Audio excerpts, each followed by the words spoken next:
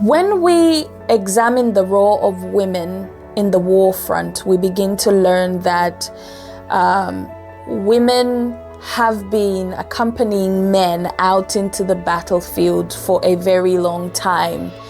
However, when we search the history, we may find that although they've been in the battlefield for a long time, their place was mainly with unofficial job titles such as cooks or seamstresses.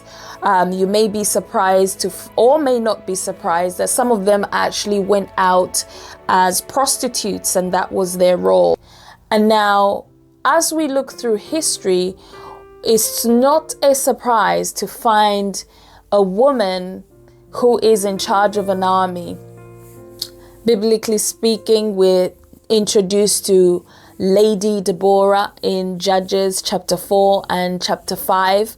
That's where we're going to be hanging out on Monday. So I want to encourage you to come along, because we're not just examining the history outside of the Bible, but examining the history of this particular woman. Why are we interested in looking at Deborah? Well, this is a new series on looking at women in the Bible in order to examine their purpose, how they're able to execute that. We just happen to start in the red zone, where we are examining Lady Deborah and how it is that she does not occupy the title of a seamstress or a cook or a prostitute or a wife, although she is a wife.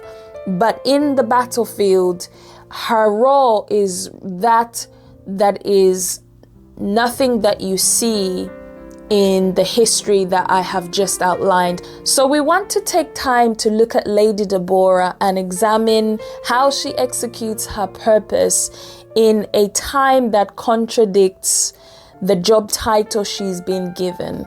We want to look at how that relates to you and I in 2024 as a woman of purpose. Perhaps you may be coming against certain things that may stand in opposition of you walking in your purpose. What does that look like?